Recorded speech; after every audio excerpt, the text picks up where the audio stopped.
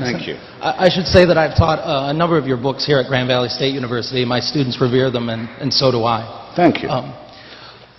You've been a very eloquent critic of empire throughout your career, and as a young man, I admired you a great deal for it. Are you prepared to admit now that the United States adventure in Iraq is also an adventure in imperial activity? You asked this audience what a person who acts as if God is on their side acts like. And I would suggest to you that that person acts much like the candidate you supported in 2004, George W. Bush, in particular as regards the adventure in Iraq.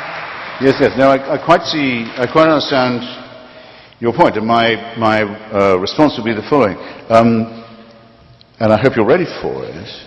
And I'll do my best. And those who did that clapping thing that they still haven't, is this. Everything the United States has done in Iraq has been imperial. Since 1968, at least. When the Central Intelligence Agency claims that it helped install the Saddam Hussein wing of the Ba'ath Party. Follow me here. Not just the Ba'ath Party, bad enough, a fascist party with some Stalinist inflections, but the Saddam Hussein wing of it in power in Baghdad. That's how the CIA claimed to have acted in '68.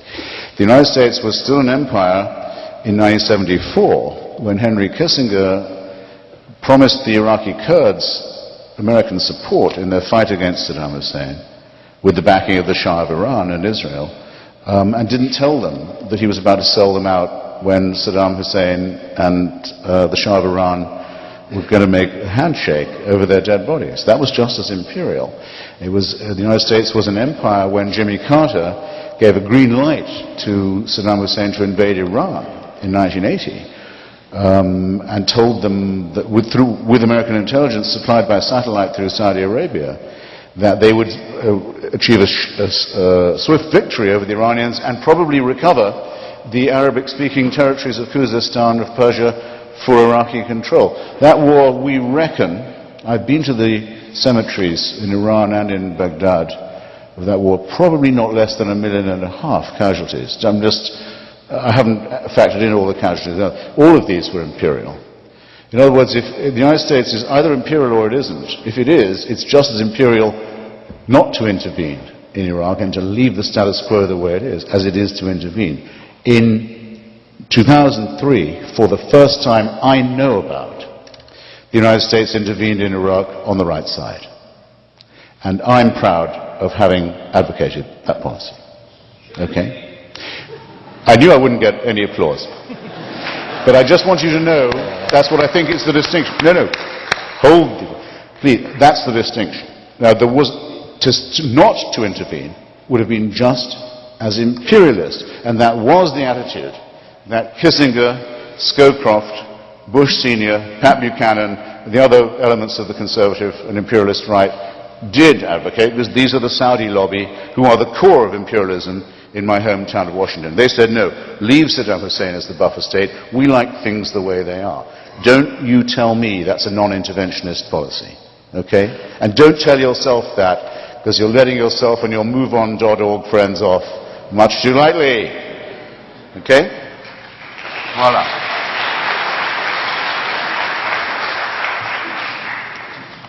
It seems to me to be fairly simple that to launch an aggressive war is different from not launching an aggressive war. And if you can't tell the difference, then it's difficult to know where to begin. But I think I was accused of casuistry a few minutes ago, and I think I can now return the accusation. Well, do you think that intelligent design is an argument, a case that has merit? Yes, I think it's an interesting sceptical current, and I think that it deserves to be discussed fairly. It's interesting, in my country you can go into almost any bookshop and the shelves are groaning with the works of Richard Dawkins, denouncing the terrible people who think that just maybe possibly the theory of evolution may have some faults. You cannot find, try as you may, a single book which can give you any idea of what it is that Professor Dawkins is attacking. It's not allowed. No publisher will publish it. No bookshop will stock it. It seems to me it's an interesting thing to be discussed. I have no idea how the realm of nature took its present shape, nor has he, nor has you. Nor have you. Nobody has. We don't know. It's something which is open to discussion. As a skeptical current, it's interesting, and I think it's one of the other things which is fascinating is the way in which what I might call the Darwinist lobby exults currently over the recent court case in which it managed to suppress any teaching of the existence of the theory of intelligent design. Now, the case which the Darwinists used to exult over, quite rightly, was the Scopes case, so ably misrepresented in the film Inherit the Wind, in which it was the boneheaded, literal, Bible literalist creationists who were attempting to suppress the teaching of Darwinism.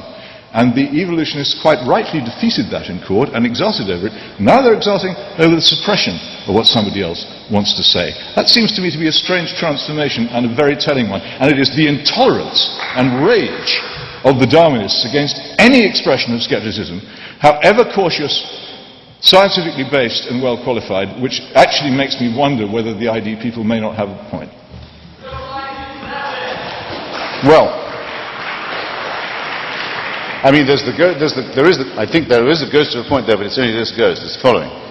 That evolution occurred is conclusively verified by the record of molecular biology and of fossil record. There has never been an article in any peer-reviewed journal, and there never will be, to say to the contrary. However, that's only to say that it did occur. How it occurred is not something that's completely consensual, and the Darwinian theory of natural selection is only so far the least contested of those explanations. And Stephen Jay Gould, for example, of whom I was something of a friend and a great admirer, and Richard Dawkins, who's also a friend of mine, had a tremendous disagreement, still do, posthumous in the case of now, about punctuated evolution, about the steps by which this occurred. But that it occurred is not to be doubted.